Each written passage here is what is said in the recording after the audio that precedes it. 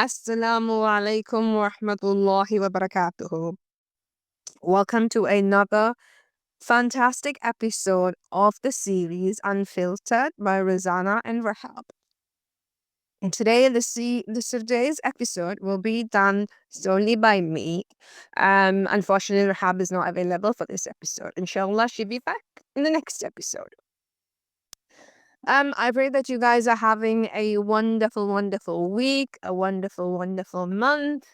We're near to the end of the year. This episode is recorded on the 16th of October 2025, and we're nearly end of the year. So, what do I want to talk to y'all in this episode? Very simple. This is something that I've been noticing within myself, with the females in my family, and with even with females in corporate sectors. The concept about us women shrinking ourselves or not take up space or not something like what can I say, not stepping on somebody's toes and stuff like that. So see, let's start from the beginning. As a child, as a girl child, we are taught be nice, be polite, be gentle. Don't be loud, don't be rude, etc., etc. But then what people don't understand is um what people, especially mothers, what mothers don't understand is that yes, us as a mom, we want our child to be accepted in society. We don't want our child to be an outcast. So we teach our child good manners, mainly a girl child. Okay, listen carefully. We teach our girl child good manners. We teach her to be polite, to be nice, to be respectful to elders, and stuff like that. But what we don't understand is that the same thing is applicable to the boy child as well. The boy child also has to be taught to be nice, to be polite, to be respectful, to be gentle. It's not only a girl thing. But then when you see that so many boy moms are not telling their child that, they're not telling their boys that. They're like, oh no, you have to speak up. You got to be open. You got to be confident. You got to be there. You have to take up space. But then if a mom has, and this is in the past, but few I see now as well, the mom has a girl and a boy, she teaches them differently. And we are taught as girls to shrink ourselves so as to not to ruffle feathers. But see, to be fair and to be honest, this is about protection. It is about protecting ourselves as girls because this world is not all that safe. It's not all that safe. So our mothers, even though we end up shrinking ourselves, I understand that as a mother, I want to protect my child. My child needs to be protected, and I'm the one who can protect my child. Or I'm getting emotional here. I'm the one who can teach my child to protect herself. And when I read these horrific, horrendous stories about the pain that girls go through, are subjected to, it scares me. It really does. As a mom, it scares me.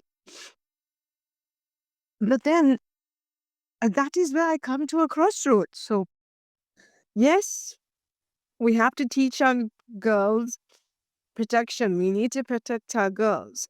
But we also need to empower our girls.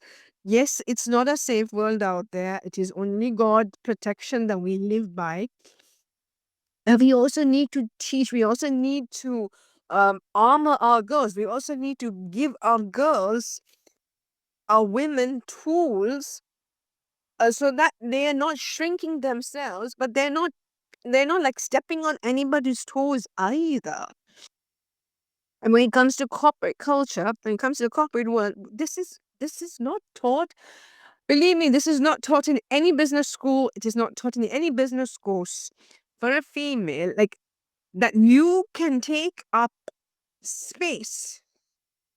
And even the word taking up space, I really don't think we need to take up space. We just need to own our space. See, everybody's like, oh, don't take up space, don't take up space. I'm not here to take up space. I'm here to own my space. So I think, not I think, I believe this is where this conversation is gonna go. Let's teach our women to own their space. Let's teach our women to own their space. How can they own their space? What tools do they require to own their space? Own and hone onto their space. Why we not taught this? Because our mothers and grandmothers had no clue how to own their space. You don't need to be loud. I keep saying this to my mentees over and over again. Girl, you do not need to be loud. I tell this to my daughter. Don't be loud. It's not don't be loud to shrink yourself. Don't be loud because you will shrink yourself by being loud. Does that make sense? I'm not teaching my daughter, don't be loud so you shrink yourself. Don't be loud, thus you shrink yourself and that you're not seen. No. Don't be loud because being loud actually shrinks you. Silence is powerful.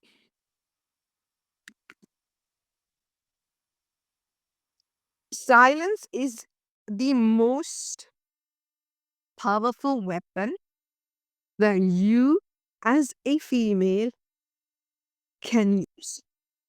So there's no need to be loud. You need to be strategic. You need to be powerful.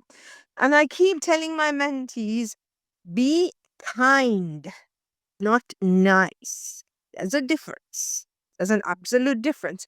If you want to own your space, if you're in the process of owning your space, step one that you need to do is be kind, not nice. Kindness is noticed. Niceness is shoved away, pushed away. So learn to be kind. That means it will come out as being polite, but kindness is not always politeness. Kindness is you recognizing that somebody else is having a tough time. You recognizing that somebody else is going through something and you're holding space for them. That's you being kind. But you being nice, you end up being a doormat.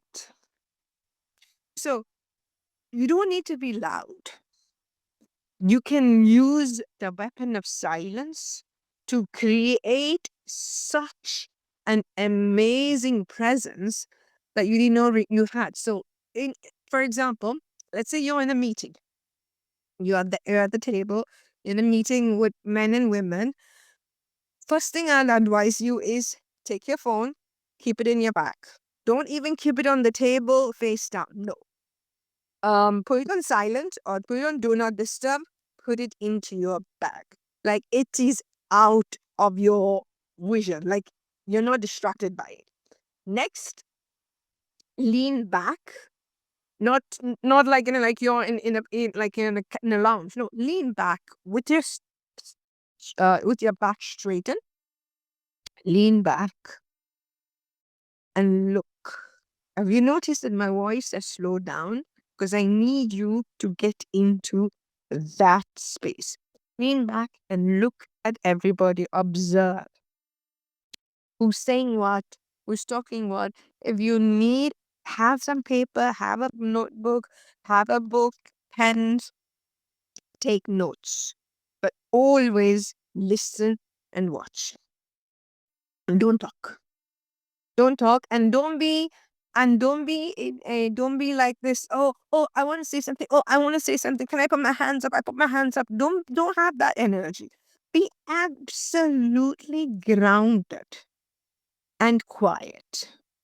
Observe, watch, and write notes, meaningful notes, not for the sake, and be present. And the information, they'll be talking among themselves, they'll be talking to each other. The table might be loud, it might be chaotic, whatever, but you're the anchor. So when you're the anchor, everybody turns towards you. They turn towards you and they will actually ask you, okay, what do you think? Or what is your feedback? Oh, you're being quiet. What do you think about this? What do you think about that? You are asked to speak, and this is where you shine. But if you're going to be loud, and if you're in that concept that, oh, I need to be loud to be heard, nah, that doesn't work anymore. Because everybody's loud, everybody's chaotic. But I'm not telling you to shrink your energy. This is something that you really need to understand. You're not shrinking your energy by being silently observing. You're expanding your energy by silently observing. That's the amazing fact here. You're silently observing, like you're sizing everybody up, you're listening to them, you're watching their body language, you're watching their micro expressions, and there'll be a lot of microaggressions as well. And you're observing and you're taking it in. Now, that makes you dangerous. In the sense, you know how people behave, you know their patterns, you know what they're going to do, you know what they're going to say. And this is going to make you invaluable in a team. Okay, it is so powerful. Rather than you being loud, you being observant, silent, assessing, understanding, identifying patterns. Everybody will come to you for information. They'll come to you for guidance. They'll come to you for help. But if you're the clown, or if you're the jester who's always making noise, or you're always trying to be like, oh, I got this. Oh, I want to be seen. It doesn't work like that, darling. It doesn't work like that. You really need to know how to strategize. So, yes, women are taught to shrink. But then what I'm teaching you is use those teachings to expand your energy. Because to be fair, our mothers and grandmothers, this is what they wanted to teach us. They wanted to teach us this, but they were not taught this way. So I'm teaching you, use the same lessons, teachings that our mothers and grandmothers taught us to become unstoppable and powerful. Those lessons are very important. I mean, let's not downplay. Let's not put it out, like shove it to the side saying, oh, grandma talk or yada yada. No, no. Please take it seriously. There's a lot of good in what they taught us, but we just don't understand it. We just don't understand the extent, the depth of it. So the next thing that I want to tell y'all is there's another thing that they say, like, have you speak. Don't start a conversation at a corporate table or a corporate meeting as I'm sorry to disturb, or I'm not sure that this will make sense, or I do not know what this is right. I'm just thinking. Don't use those words. Don't use those words. You are automatically disqualifying yourself from the table, the meeting, the project, the assignment, whatever it is. What you're going to say is, if you're asked to talk or if you have something to say, you're going to state the fact. You're going to say, you're going to refer to, this is what we are taught in debate classes.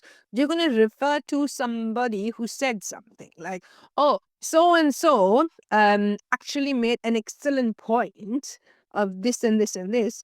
However, now everybody's sitting up. When you say however, everybody's going to sit up. However, this is what I see, or this is the pattern I've noticed, or this is how I understood it. When you use such words, you're not shrinking. You're not being loud. You're not being boisterous. You're not being chaotic. You're grounding yourself, and everybody's listening to you and taking you serious. Do you understand what I'm saying? So, number one, silence. Be Sorry, I think number one is be kind. Sorry, guys. Be kind, not nice. Number two is learn to be silent.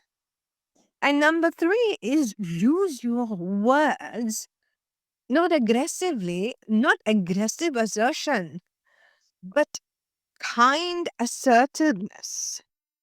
Did you what I'm gonna say, do you understand? Um See, you have to understand that you as a sacred female, you carry a lot of power. You carry a lot of power, a lot of energy. It's like it is not like, it is actually, you're working with generational wisdom, with generational trauma. So you really need to learn how to read the room, how to identify patterns, and how to understand people. And this is something that I go deeper, way deeper in my program, Making of a CEO. But I want to speak about this in Unfiltered. It's because we don't understand. Have to stop shrinking. We gotta stop saying that our mothers and grandmothers taught us to shrink. No, they didn't know. They wanted to protect us. They didn't they didn't know how to teach us to honor our space. They were not taught how to honor our sacred space. Once you start honoring your sacred space, you will automatically honor every space you step into. So you're not going to shrink to give somebody else space. You're going to honor the space in such a way that the next person or the people in that space automatically honor the space. Do you understand what I'm saying? So, to honor any space you walk into, you need to honor your space. You need to honor your sacred space. Otherwise, you will not be able to honor anything else. So, I know there are a lot of women in the corporate sector. There are a lot of women entrepreneurs meeting male investors, working with male colleagues, and trying to not step on their toes, having their bosses and stuff like that. But you have to understand, you're not here to take up space, nor are you here to shrink into somebody else's space. You are here to honor your space. But the moment you honor your space, the rest of the world will honor the space that you're in. Does that make sense? So, to honor your space, you need to own your space. Not take up space. You need to own your space. You need to understand what you are. You need to understand who you are. You need to understand the power that's within you as a sacred female. Think about it. You as a sacred female is not just a bundle of nerves or hormones. You as a sacred female is not a beautiful body on stilettos. No, no. Your sacred space is so vast and so wide. Science research now is finally understanding that the ovaries are not just egg sacs. They're not sacs that hold eggs. No, they're a bundle of nerves. They're communicating. They're listening. There's a dialogue going on between the brain and the ovaries. I keep saying this. I keep saying this and over again. I've been saying this for the past decade and a half. Again, you're not here to take up space. You're not here to shrink from the space. You are here to honor and own your space. You can only work with yourself. You can only give yourself what you deserve. You can't control somebody else's behavior. directly, but you can control their behavior energetically. Now that's something which I'll discuss in other series. So in concluding this quick episode, our mothers, our grandmothers, our great grandmothers, and the women before us, they didn't want us to shrink ourselves. No, they wanted to protect us. They wanted us to be safe. They want us to thrive. But with centuries of patriarchal systems, centuries of women being treated worse than animals at times, there comes a narrative that, oh, I can only be safe if I'm like this. So they felt that they were, they protected themselves, they're able to keep themselves safe by being quiet, by being small, by not making a ruckus, by not disrupting, not being chaotic. So that's what they taught the women after them. To be safe, you have to be like this. And that's how it came down. But there's nothing wrong in what they taught us. It is correct. But what they left out a massive, massive portion of the lesson, portion of the teachings, that we are powerful and we do not need to be loud, to be boisterous, to be chaotic, to be in people's faces for people to know us or see us or acknowledge us. Our energy matters and our energy shows and our energy shines because we have a nur, we have a light that sacred masculines don't. So I am not belittling our grandma's, our grandma's teachings, but I'm also not agreeing to the things that they told us. They taught us what they believed would be good for us. But they also lost so much of the they also lost so much of the lessons that were taught, that were originally taught. So you're not here to shrink yourself. You're not here to take up space, as some people would say. That doesn't matter. You're here to honor your space. You're here to own your space. The moment you do that, the world will honor the spaces you walk into. I will discuss more about this, inshallah, going forward. Alhamdulillah. Jazakallah khair for listening. And if you all have any questions or you all have any doubts or you want to ask any question from me or Rahab, you can message us on our Instagram handles. Mine is the Spiritual Sacred Space Mentor, or you best if you just type in RIZANA Rizana in the search bar of the Instagram page, and I'll be there because my Instagram handle might change soon.